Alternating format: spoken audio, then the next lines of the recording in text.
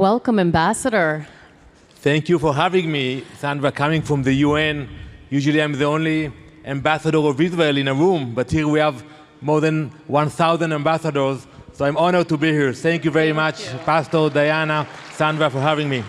Thank you.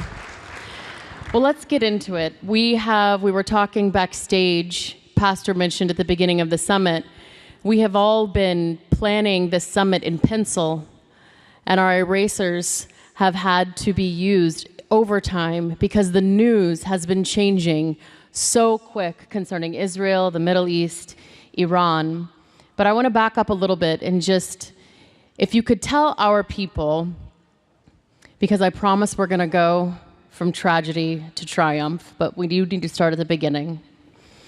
Where were you when you first learned about October the 7th having happened?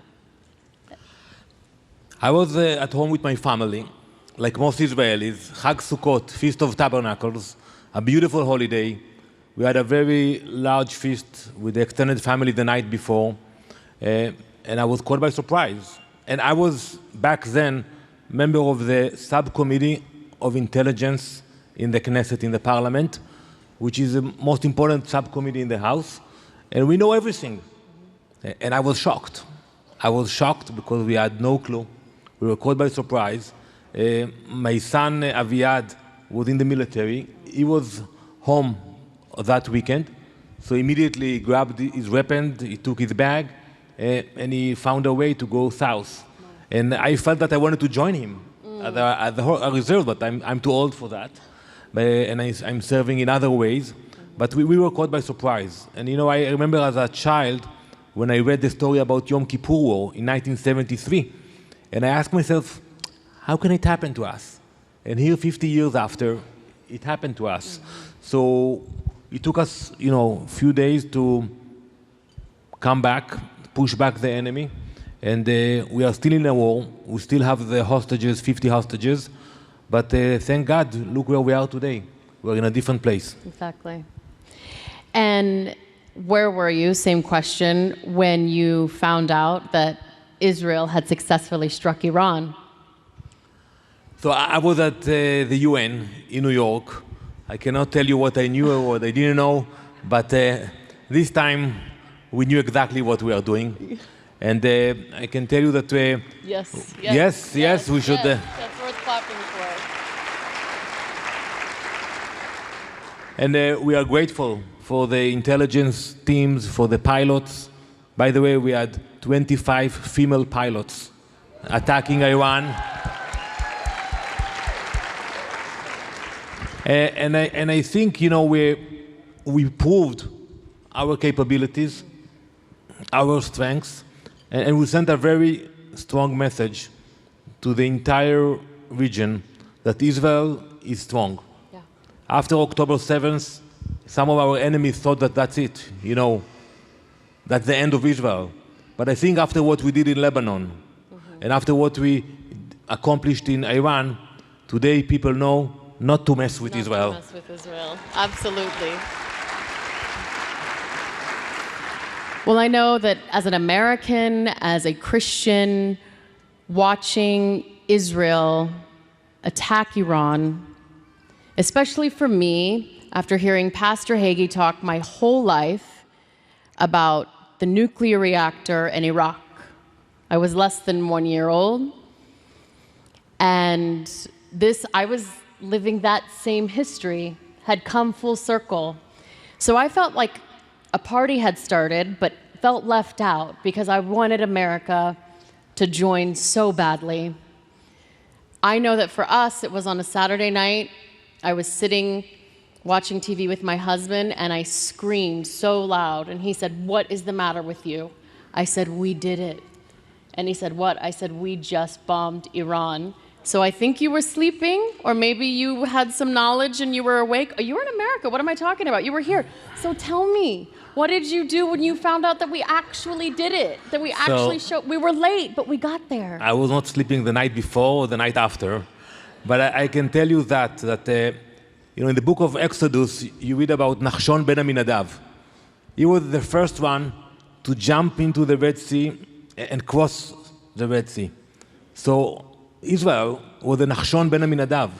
We were the first one to jump into the water, to neutralize the missiles in Iran, to pave the way to the brave American pilots who came with the strength, with the power of the United States and finished the job in Iran. And I think God showed us the way that, we were the one who jumped in first, and the US joined us, and it's remarkable. I beg to differ with you, because when we attacked the reactor in Iraq, Israel was condemned by the US. President Reagan, which was a great president, condemned us. It took him years to acknowledge. President Trump immediately said, Kol hakavod, well done, excellent job. And I want to thank President Trump, and I think that he deserves to be awarded the Nobel Peace Prize for what he did. And he should be invited to Norway on December 10th when they give the awards for the Nobel Peace Prize laureates. He should be there on the stage because he deserves it. What he did, he changed history, and we are grateful for that. Yes, we are. Very proud. I will say, I know that America and the American media and the American presidents did not agree with what happened in 1981. There was nobody happier than Pastor John Hagee in 1981, and that's what started Night to Honor Israel. He said, Israel has done the world a favor, and Israel has done the world a favor again by liberating the region from the threat of a nuclear Iran, and we could not be more grateful. That's worth clapping for. Go ahead. Ambassador, we were talking earlier about the hostages. You, of course, heard about how Yair came here and joined us. We were able to meet with him in Hostage Square when we were in Israel in May. And we said we would do everything that we could to help him. And he came here, and for anybody that was here, he jumped off the stage and jumped over the barricade to hug Pastor Hagee. He said, "Thank you for helping me. I didn't think you would help me so quick. Thank you for helping me." So, with what you know, with what you can share, could you give us an update on the efforts in Gaza? Because we know that this war is not over until they are all home. Victory in Iran, but the war is not over until they are all home. Where are we with the efforts in Gaza and bringing home the hostages? First, Sandra, I agree with you. Yesterday I spoke in the Security Council, and I don't speak about the hostages. They speak about humanitarian aid, about other issues. And I tell my colleagues, I'm like Cato the elder in Rome. I'm telling you it almost every week. This war will not end with the hostages in Gaza. So you can have resolutions, you can have discussions, but we will not leave even one hostage in Gaza. And we mean it when we say it.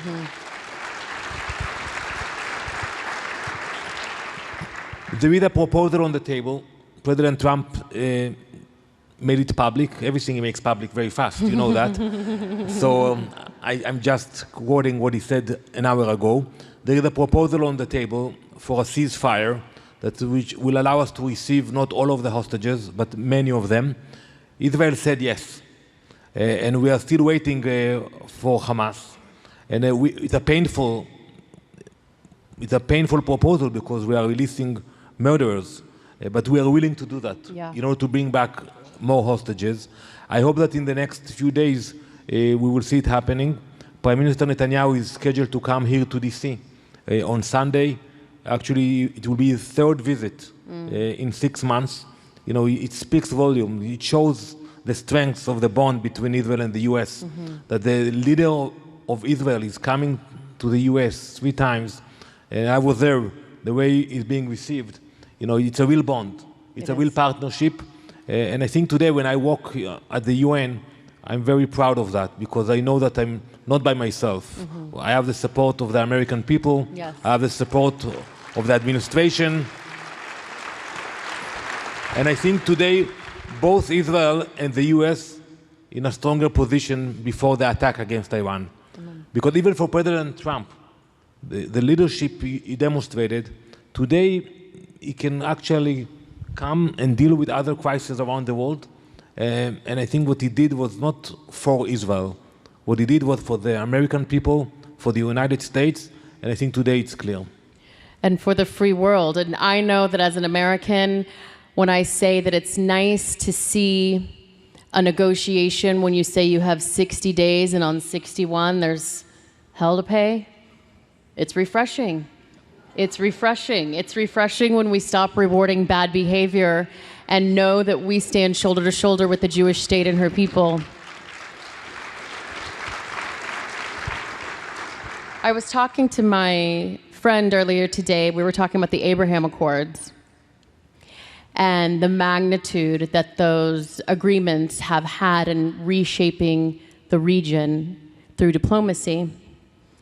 And something that I said to her, which is something that Pastor Hagee said to me, when we were sitting on the White House lawn watching the Abraham Accords be signed by the original signatories, he leaned over and said, "This is the first time they've all been together since the funeral of Abraham." And I know, I felt the same way. And so we don't believe in coincidence. We've seen how the Abraham Accords are working. Pastor Hagee and I took a delegation to the UAE just to thank the foreign minister for having the fortitude to stand with Israel. So with that in mind, we've heard since everybody has seen you probably don't want to mess with Israel since the attacks on Iran, we are now hearing rumblings of even more normalization with countries that would maybe have been lower on the list if people were going to start making bets. What can you tell us about that in terms of countries that are lining up to possibly normalize relations with Israel? So first of all, I'm very optimistic about that. You know, we gained a lot of respect. In our region, in the Middle East, you know, you need that respect to move forward. And when I walked into the Security Council the day after we launched the operation in Beirut with the pagers, you know, the Muslim ambassadors, yes? Yes. When will the movie come out? That's going to be good. Sandra, the Muslim ambassadors came to me and told me, "Danny, you're inviting us to Israel like almost every month because I have delegations that I take to Poland and Israel every year. You know we cannot come. But if we can meet the guy who was behind the pager operation, we're signing up for your trip tomorrow." So I think when you see the admiration we gained, today we can move forward with more countries. I think it will happen sooner than we expect. And I think today, you know, before October 7th, we were very close to sign more agreements. And I think somebody found out about it, and that's why October 7th took place. So now, you know, after a long delay, we are ready to move forward to expand the Abraham Accords. And like you mentioned, you know, I was involved in the negotiations with the UAE. So it was hard. They were afraid. But today, when you come and you see the partnership, we have 14 flights a day between Dubai and Tel Aviv. Wow. And when all the airlines canceled, including American Airlines, all of them canceled the flights to Israel, 2 airlines didn't cancel flights, El Al and Fly Dubai. So we saw that partnership, and we appreciate that. And today, after they also saw that we are willing to protect the interests of the region, I think we will see more countries, and I'm sure President Trump will push it very fast. You all need to understand, when we went to UAE, these people were so grateful for the opportunity to do this. We walked by a mural that had an Emirati and an Israeli painted on a wall, and they were hugging each other, and underneath it, it said cousins. And that mural was painted on a wall outside a Holocaust museum in Dubai. It's in Dubai, right? Not Abu Dhabi? It's in Dubai. This is in UAE. These agreements, when you hear words like normalization, don't think that it's merely symbolic. These agreements are doing with diplomacy something that wars never could, and it's showing the world that even people that are supposed to be Israel's enemies recognize the humanity, the wisdom, the rationality with doing what they can to partner with the nation of Israel. Amen. And I would add to that, that when you speak with the people in our region, they are good people. They are very similar to us. They respect the same values that we have. We respect tradition, religion, family. When I have discussions with my colleague in the Gulf area, but we have to understand that the regime are the problem. And if I may, I want to tell about the Iranian people, that we have nothing against the Iranian people. On the contrary, we respect them. They are the ones who are being oppressed the most by the regime. And whenever I get a chance, Sandra, I try to speak to them directly. So I give interviews to different Iranian channels that are based in the US and in Europe. I even try to speak with them in Farsi in the UN, but I was told my accent was terrible. So I will work on that. But I'm telling them, I'm sure some of them are actually watching us now, that we pray for the day that we will have peace again with the Iranian people under a new regime. And we can go back to the days before 46 years before the revolution. We had flights from Tel Aviv to Tehran. And I'm not talking about our Air Force that flew a few hundred times. I'm talking about El Al flights that flew twice a week. And I believe that day will come. I believe it will come. And God is showing us the way. And look how much we achieved since the horrible day of October 7th. Amen. Israel has done so much to reshape the region. Pastor Hagee said in his speech yesterday, Israel did more in 12 days than diplomacy has done in 12 years. Where do you see Israel in the next 5 years, God willing? I'm sure, we are still in pain. We have to admit it. It's not easy for us to be in the longest war since Israel was established. And the war is not only the pain of the hostages and the families, or the pain of the families. Almost 2,000 people were killed since October 7th. And the pain is not only the people who went to find shelter for weeks. Even today, there was a ballistic missile that flew from Yemen into Israel. And thank God it was intercepted, but millions of people had to run for shelter. We are in pain, but we are not broken. We are strong, and we are proud. And I'm sure that you will see Israel continue to flourish. And hopefully, you will see the achievements. Today we spend so much time and energy in protecting ourselves. Imagine, and Dr. Miriam Edelson here, and she knows about medicine and medical a lot. But imagine if we would have put 10% of the energy we are putting developing defense systems in medical systems.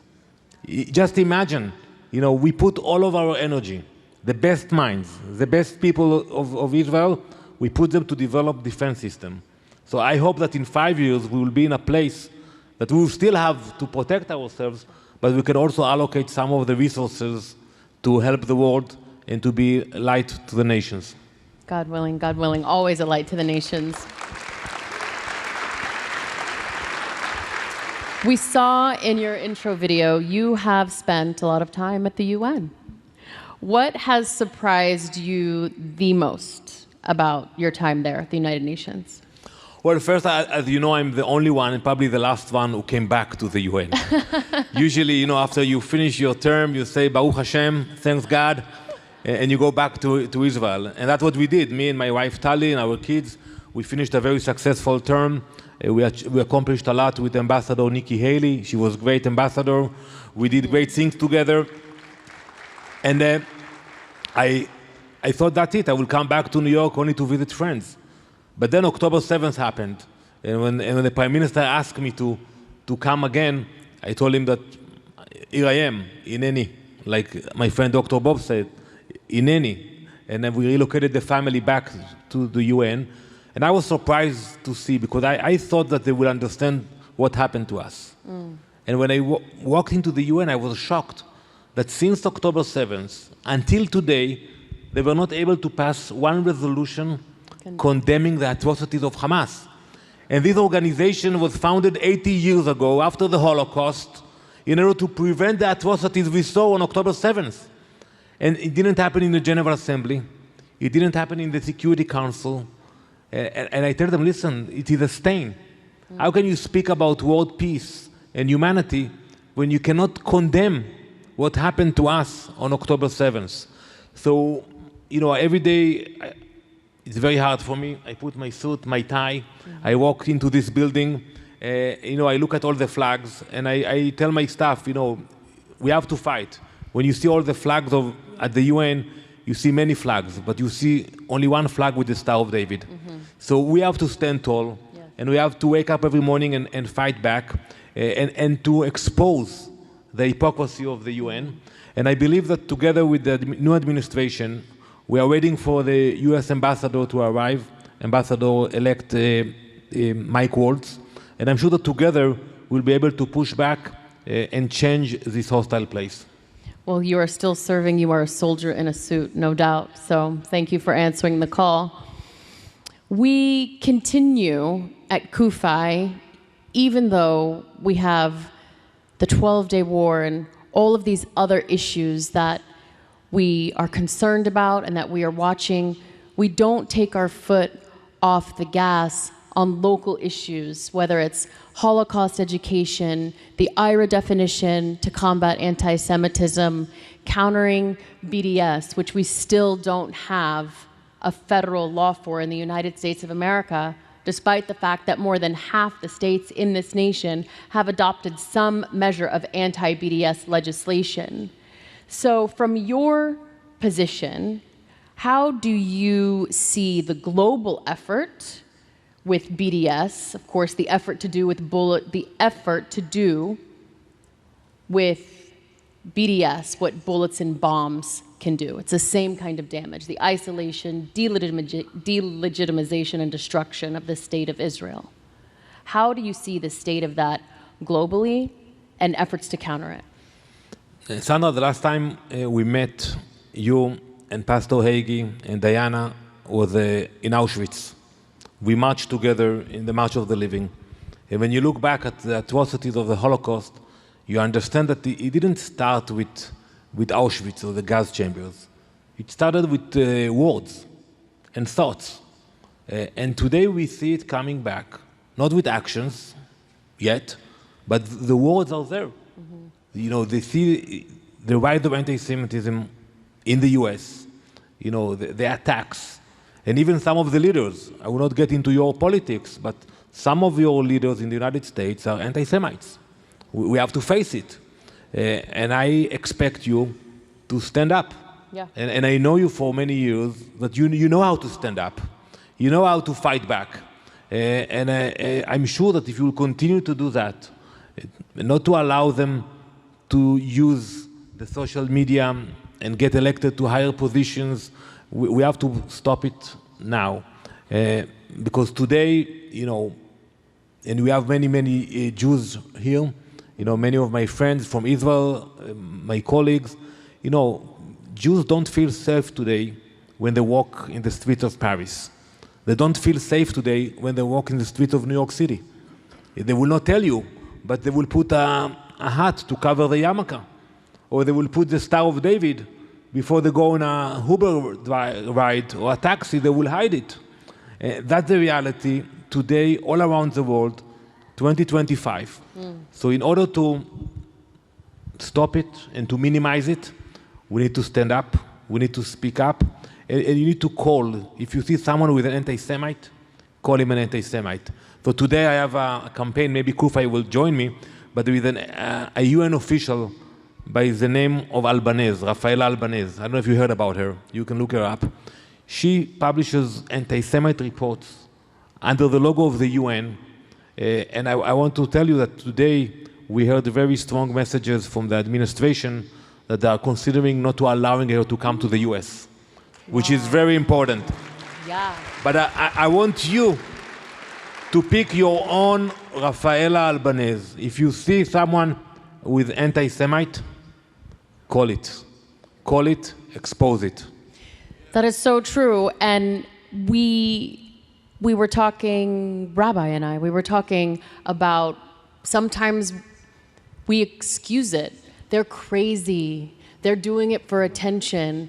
They don't really think that. We need to be more comfortable calling it what it is, which is Jew hatred. Exactly. I agree. Go ahead. It's so easy here. We agree about everything, you know. Next question, last question, unless, well, that's not true. This is the second to last question because I just thought of another one.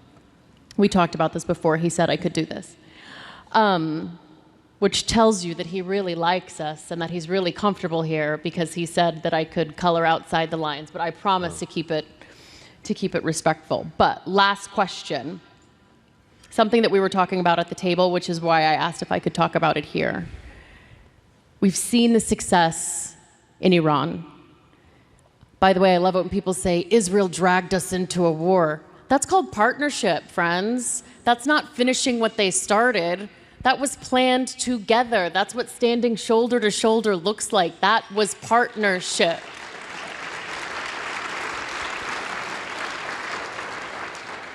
And we saw, of course, Israel try to liberate prisoners, political prisoners in the nation of Iran, because we know that so many people are being wrongly held. What can America do, if anything, to help liberate the Iranian people, to give them a chance to take their country away from the regime? So when we decided about the goals of the operation, we didn't include the regime change. We knew it's very sophisticated, complicated. We focused on degrading the abilities, destroying the nuclear sites, and removing the threat. And thanks God we were successful. I think today we should speak more to the Iranian people. I think it's up to them to decide how to do it and when to do it. And I believe the day will come. The day will come not when we decide about it. I say we, it's the US and Israel. It's about when the Iranian people, will decide it's enough. It's enough for them to suffer. And I'm talking about basic things. They don't have, heating in the winter. They don't have AC now when it's hot in the summer. They don't have food. They don't have medical services. So I think it is up to them to stand up and decide when the time will come. And they will be surprised to see how many nations will come and stand with them. God willing. Last question. You're saying last question for like 10 minutes now. No, but you keep giving me really good ones and it keeps inspiring another one. Last question. We've just come off our 20th summit. Yes, woo, woo. 2006, when Ahmadinejad was calling for Israel to be blown off the map. And I thank God that my children live in a world that they only know CUFI. They don't live in a CUFI-less world. My children are younger than CUFI. But our people have spent their time, their talent, their treasure, sacrificing to come up for these 3 days to put their faith to action, to advocate for Israel and her people. And we're going to go home tomorrow, and we're going to restart our engines to get ready to do it again 364 days later, more or less. As an Israeli, as a Jewish person, what can you say to our crowd that we can take home with us, that gives us fuel to our flame, knowing that we are going to come back again next year because we know there is no finish line in this fight? What can you say to our people? Sandra, I know your father for many years. I'm active in public life for like the last 30 years. And you can see that one man, one leader can accomplish so much. And we are all thankful for Pastor Hagee, for his leadership. But it's up to all of us to make the change, to wake up every morning and to understand that it's a marathon. We are not going to claim victory overnight. It's going to be hard. It's going to be intense. And I tell to the young people here, it's going to be years ahead. So be ready for that, to wake up every day for the fight. I can tell you one thing. Thank you. Thank you for your love. Thank you for your unconditional support for the people of Israel. Thank you for your dedication. And I know that with your love, with your support, with your dedication, we will prevail. Am Yisrael Chai. Toda Rabba. Thank you very much. God bless you for standing with Israel. Together, we will prevail. Thank you, Ambassador. Great. Pastor Higgy.